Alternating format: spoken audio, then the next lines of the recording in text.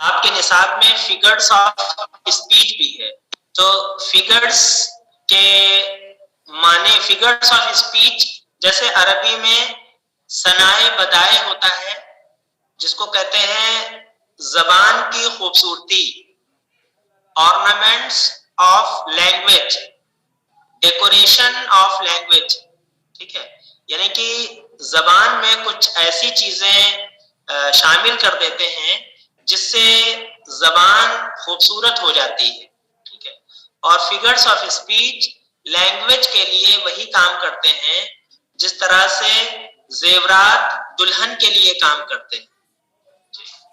تو کہہ رہے ہیں کہ figures of speech are used to make poems attractive, اور زیادہ تر پوئٹری میں یعنی شاعری میں فگرز آف اسپیچ کا استعمال ہوتا ہے۔ تو کہہ رہے ہیں کہ figures of speech are used to make poems attractive, figures of speech نظموں کو پرکشش بناتے ہیں۔ A figure of speech is a departure from the ordinary use of words with a view to increasing their effect۔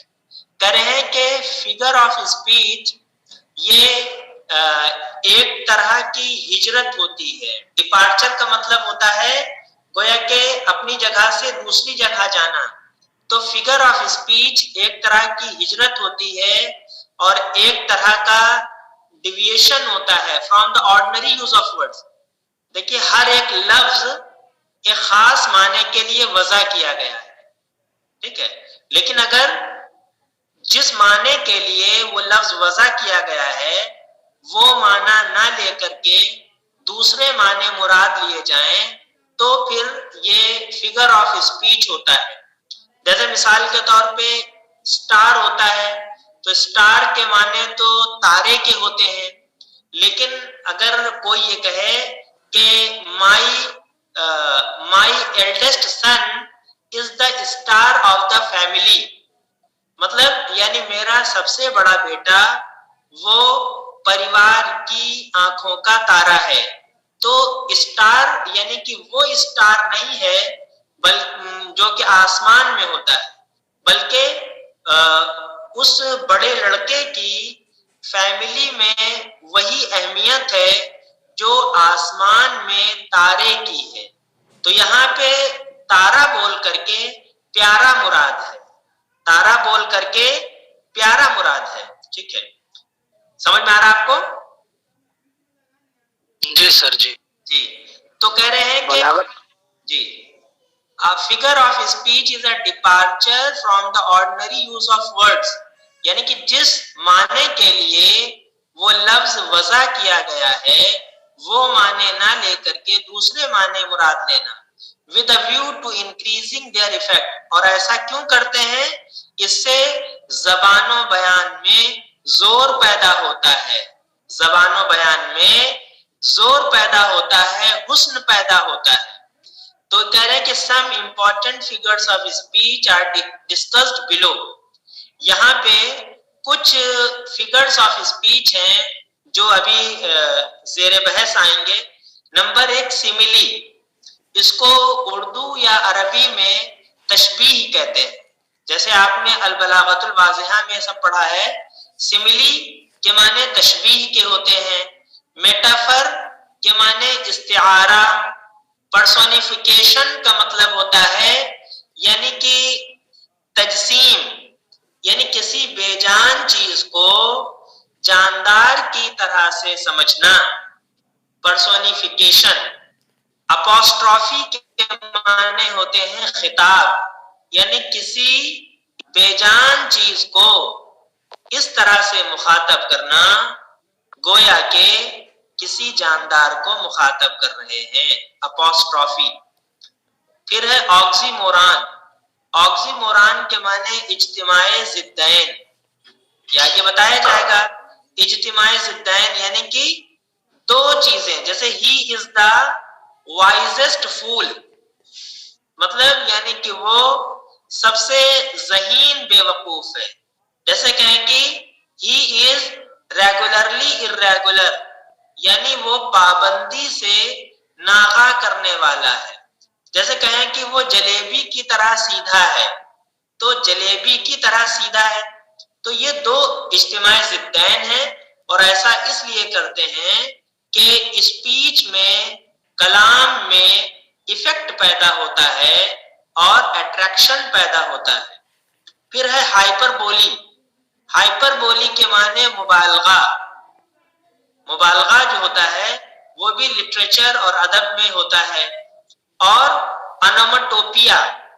انومٹوپیا کا مطلب ہوتا ہے یعنی آواز کے ذریعے سے اپنی بات کہنا، آوازوں کے ذریعے سے بات کہنا، اس کو انومٹوپیا کہتے ہیں۔ پھر اس کی تعریف آپ سمجھ لیجئے۔ Their full details are given below. Number 1 سیملی۔ سیملی کے معنی تشبیہ کے ہوتے ہیں۔ تشبیہ کی تعریف انہوں نے لکھی ہے، In a simile, a comparison is made between two objects of different kinds which have at least one point in common.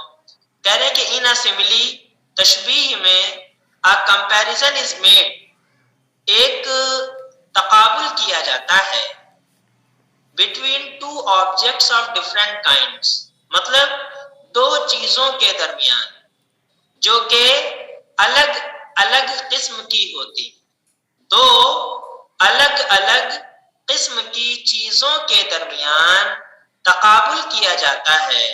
کس بنیاد پر؟ کہ ان میں کم از کم ایک صفت مشترک ہوتی ہے، ایک صفت مشترک ہوتی ہے، اسی بنیاد پر کیا کیا جاتا ہے؟ تقابل کیا جاتا ہے۔ جیسے کہیں کہ he is as brave as a lion، مطلب یعنی وہ اتنا ہی بہادر ہے جتنا کہ ایک شیر۔ تو اس میں جو مشترک چیز ہے، مشترک جو کوالٹی ہے، وہ ہے بریوری، بہادری۔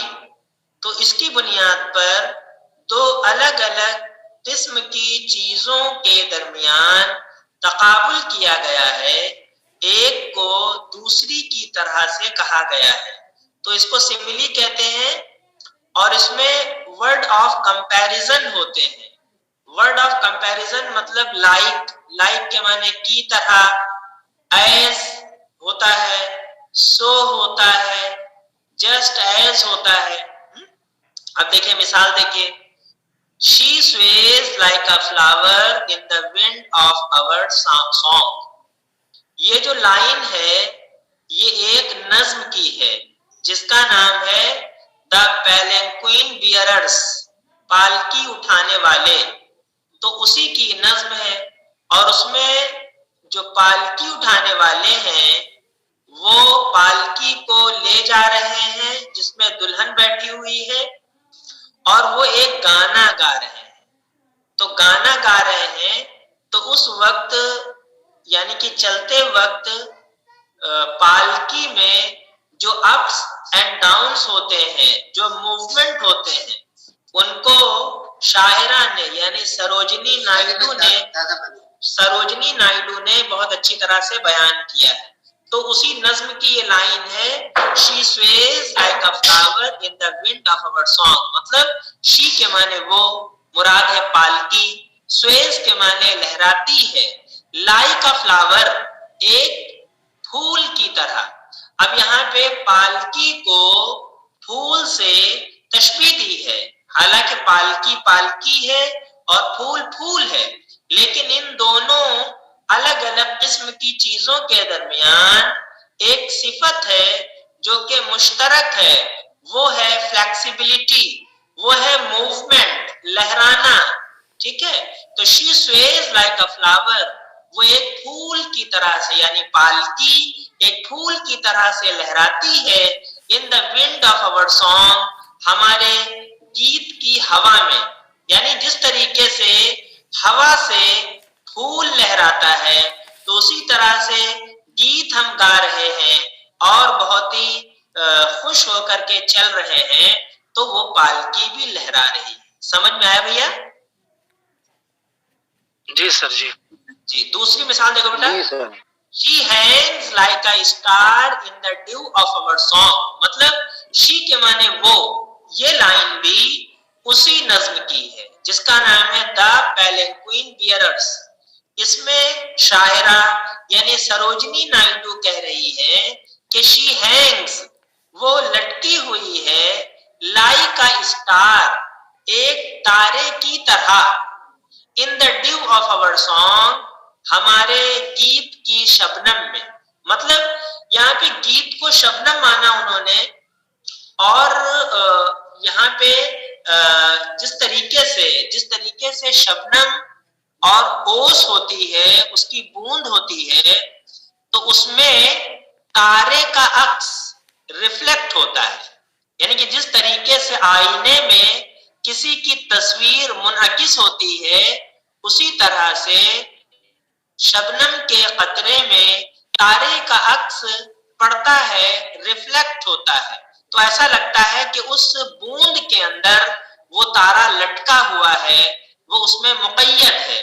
تو اسی طریقے سے وہ پالکی بھی ایک تارے کی طرح سے لٹکی ہوئی ہے. سمجھ میں آ رہا بھیا؟ ہلو جی سر. جی سر. پھر اس کے بعد یہ بھی اسی نظم کی لائن ہے، we bear her along like a pearl on a string. کہہ رہے ہیں کہ ہم اٹھائے پھرتے ہیں ہر اس کو، یعنی اس پالکی کو، along کے معنی ساتھ ساتھ، like a pearl on a string، یعنی اس موتی کی طرح سے جو دھاگے پر ہوتا ہے. اگر آپ نے پالکی دیکھی ہو تو اس کا اسٹرکچر آپ کے ذہن میں آ رہا ہوگا کہ پالکی میں بیچ میں ایک کیبن ہوتا ہے اور دونوں طرف پول لگے ہوتے ہیں، یعنی بانس لگے ہوتے ہیں، یا کہہ دیجئے کہ بڑے بڑے ڈنڈے لگے ہوتے ہیں. تو یعنی کہ جس طریقے سے وہ ڈنڈے گویا کہ دھاگا ہو گئے اور بیچ کا جو کیبن ہے وہ موتی ہو گیا، تو کہہ رہے ہیں کہ وہ اس پالکی کو ہم اٹھائے پھرتے ہیں اسی طرح سے جس طرح سے ایک دھاگے پر کوئی موتی ہوتا ہے، جس طرح سے ایک دھاگے پر کوئی موتی ہوتا ہے. سمجھ میں آیا بھیا؟ جی سر. اس کے بعد the quality of mercy is not strained, it dropped as the gentle rain from heaven. یہ والی جو لائنیں ہیں یہ کس نظم کی ہیں؟ دا مرسی. پچھلے سال آپ نے پڑھی ہوگی عالیہ ثانیہ میں، ولیم شیکسپیئر کی یہ نظم ہے دا مرسی. تو اسی نظم کی یہ لائنیں ہیں. تو اس میں شاعر یعنی ولیم شیکسپیئر کیا کہہ رہے ہیں کہ the quality of mercy، رحم کی صفت، is not strained، اس کو مجبور نہیں کیا جاتا ہے. رحم کی صفت کو مجبور نہیں کیا جاتا ہے اور اس کے لیے بہت زیادہ منت سماجت نہیں کی جاتی ہے، بلکہ جس کے دل کے اندر رحم ہوتا ہے وہ تو نازل ہوتا ہے as the gentle rain from heaven، جس طرح سے آسمان سے ہلکی بارش نازل ہوتی ہے، تو اسی طریقے سے رحم کی صفت کا بھی ورود ہوتا ہے اور اس کا اظہار ہوتا ہے. یہ والی جو لائنیں ہیں یہ ولیم شیکسپیئر کی ہیں. تو اس میں کہا گیا ہے کہ the quality of mercy، رحم کی صفت is not strained، اس کو مجبور نہیں کیا جاتا ہے، اس کے لیے بہت زیادہ یعنی کہ ابھارا نہیں جاتا ہے، بلکہ it dropped، یہ تو نازل ہوتی ہے رحم کی صفت as the gentle rain، یعنی اس لطیف بارش کی طرح سے جو کہ آسمان سے نازل ہوتی ہے. تو as the gentle rain، تو رحم کو، مرسی کو یا مرسی کی صفت کو کمپیئر کیا ہے، تشبیہ دی ہے جنٹل رین سے، لطیف بارش سے. تو یہاں پہ جس کو ہم ادات شبہ کہتے ہیں، ایز یا لائک، ہے نا، تو یہ ادات شبہ ہے عربی میں، اور انگلش میں ان کو ورڈ آف کمپیریزن کہتے ہیں. کیا کہتے ہیں؟ ورڈ آف کمپیریزن کہتے ہیں. سمجھ میں آ رہا بھیا؟ جی سر. ٹھیک جی ٹھیک ہے.